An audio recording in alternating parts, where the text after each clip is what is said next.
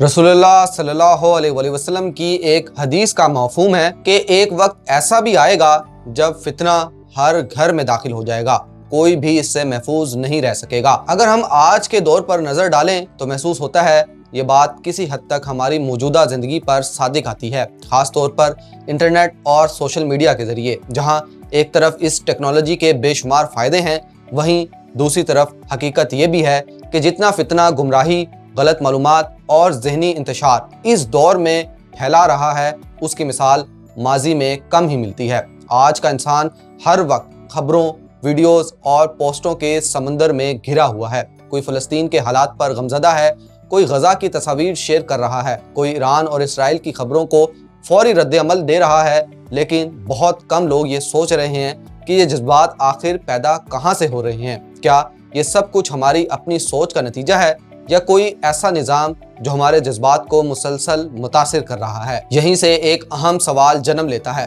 क्या हमारी सोच वाकई आज़ाद है या हम गैर महसूस तरीके से कंट्रोल हो रहे हैं? इस सवाल का जवाब समझने के लिए हमें एल्गोरिथम को समझना ज़रूरी है। सोशल मीडिया प्लेटफॉर्म्स जैसे मेटा के फेसबुक, इंस्टाग्राम और व्हाट्सएप या एक्स, यूट्यूब और टिकटॉक बज़ाहिर मुफ्त हैं, मगर हकीकत ये है कि इस दुनिया में कुछ भी मुकम्मल तौर पर मुफ्त नहीं होता। अगर कोई चीज़ मुफ्त है तो अक्सर इसका मतलब होता है कि आप खुद इस प्रोडक्ट का हिस्सा हैं। ये कंपनियां बुनियादी तौर पर दो तरीकों से कमाती हैं। पहला, आपका डाटा जमा करके उसे मुख्तलिफ कंपनियों को फराहम करके, और दूसरा, आपकी तवज्जो यानी अटेंशन को ज़्यादा से ज़्यादा वक्त तक अपनी स्क्रीन पर रख कर। आपने खुद महसूस किया होगा, जब आप किसी चीज़ को सर्च करते हैं या इसके बारे में बात करते हैं तो कुछ ही देर बाद इससे मुतल्लिक इश्तिहार नज़र आने लगते हैं। ये इस बात का सबूत है कि आपकी सरगर्मियों को मुसलसल मॉनिटर किया जा रहा है। लेकिन इससे भी ज़्यादा अहम एक और चीज़ है, आपकी तवज्जो।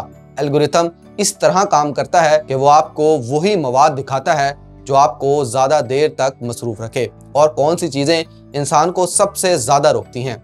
खौफ, गुस्सा, हैरत, नफ़रत और जज्बाती कहानियाँ। यही वजह है कि आपके सामने अक्सर वही वीडियोस आती हैं जो आपके जज्बात को भड़काएं। यही अमल आहिस्ता आहिस्ता एक एको चैम्बर बना देता है, यानी एक ऐसा माहौल जहां आपको सिर्फ वही सुनने और देखने को मिलता है जो आप पहले से मानते हैं। इसके नतीजे में इंसान को लगने लगता है कि सिर्फ वही दुरुस्त है और बाकी सब गलत हैं। यही वो मकाम है जहां सोचने और तहकीक करने की सलाहियत कमज़ोर पड़ने लगती है। मिसाल के तौर पर, अगर कोई नौजवान एक वीडियो देखता है तो एल्गोरिथम उसे उसी नौयत की दर्जनों वीडियोस दिखाना शुरू कर देता है, चाहे वो सच हो या ना हो। इस तरीके से एक मखसूस बयानिया उसके जहन में मजबूत होता जाता है। यही वजह है कि दुनिया के मुख्तलिफ हिस्सों में रहने वाले लोग एक ही वाक़े को बिल्कुल मुख्तलिफ अंदाज में देखते हैं। ये सिस्टम सिर्फ मालूमात फराहम नहीं करता, बल्कि बयानिया भी तश्कील देता है, यानी ये तय करता है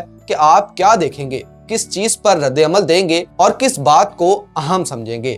यही वजह है कि बाज़ औक़ात अहम मौज़ूआत को दबाया जाता है, जबकि कुछ गैर मामूली हद तक बढ़ाया भी जाता है। यहाँ एक और अहम पहलू सामने आता है, जिसे हम दीनी नुक्ता नज़र से भी देख सकते हैं। इस्लाम में खबर की तहकीक को बहुत अहमियत दी गई है। कुरान करीम में वाज़ेह हिदायत दी गई है कि अगर कोई खबर आए तो उसकी तहकीक करो, कहीं ऐसा ना हो कि ला इल्मी में किसी को नुकसान पहुंचा दो। लेकिन आज के दौर में जब मालूमात का सैलाब हमारे सामने हो तो सच और झूठ में फ़र्क करना मुश्किल हो जाता है। इसीलिए इसे फितना कहा जा सकता है, क्योंकि फितना वही होता है जिसमें सच और झूठ इस तरह मिल जाएं कि पहचान ही मुश्किल हो जाए। अब सवाल यह है कि इस सूरत हाल में क्या किया जाए। सबसे पहली बात ये कि इंसान इस मसले को पहचाने। जब आपको मालूम हो जाए कि आपके जज्बात और सोच पर दबाव डाला जा रहा है तो आप खुद को बेहतर तरीके से कंट्रोल कर सकते हैं। दूसरी बात ये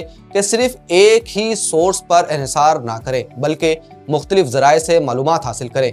तीसरी और सबसे अहम बात ये कि वायरल चीज़ को सच ना समझें, क्योंकि वायरल होना सच होने की ज़मानत नहीं। याद रखें, सोशल मीडिया बज़ाते खुद ना अच्छा है ना बुरा, ये एक ज़रिया है। मसला इस वक्त पैदा होता है जब ये ज़रिया हमारे शऊर पर हावी हो जाए और हम बग़ैर सोचे समझे हर चीज़ कबूल करने लगें। आखिर में यही कहा जा सकता है कि एक मुसलमान के लिए ज़रूरी है कि अपने जहन को आज़ाद रखे, तहकीक करे جذبات کے بجائے علم کی بنیاد پر فیصلے کرے اور ہر خبر کو پرکھنے کی عادت ڈالے، کیونکہ یہی شعور ہمیں ہر دور کے فتنے سے بچا سکتا ہے۔ اللہ تعالیٰ سے دعا ہے کہ وہ ہمیں حق کو پہچاننے، اس پر عمل کرنے اور ہر قسم کی گمراہی سے بچنے کی توفیق عطا فرمائے۔